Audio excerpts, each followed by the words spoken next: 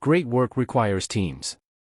Developing a network of talented people to work with, sometimes closely, sometimes loosely, is an essential part of a great career. The size of the network of really talented people you know often becomes the limiter for what you can accomplish.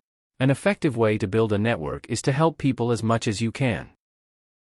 Doing this, over a long period of time, is what led to most of my best career opportunities and 3 of my 4 best investments.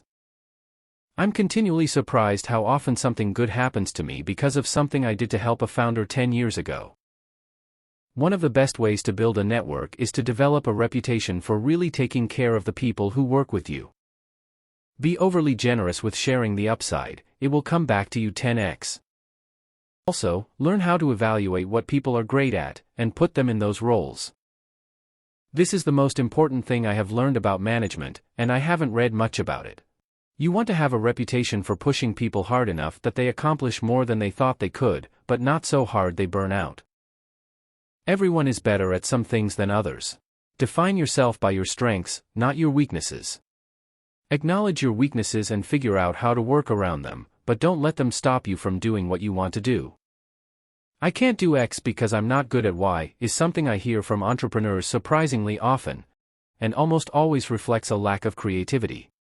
The best way to make up for your weaknesses is to hire complementary team members instead of just hiring people who are good at the same things you are.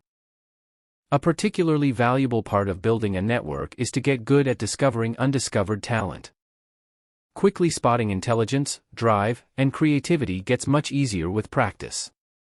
The easiest way to learn is just to meet a lot of people, and keep track of who goes on to impress you and who doesn't. Remember that you are mostly looking for rate of improvement, and don't overvalue experience or current accomplishment. I try to always ask myself when I meet someone new, is this person a force of nature? It's a pretty good heuristic for finding people who are likely to accomplish great things. A special case of developing a network is finding someone eminent to take a bet on you, ideally early in your career. The best way to do this, no surprise, is to go out of your way to be helpful. And remember that you have to pay this forward at some point later.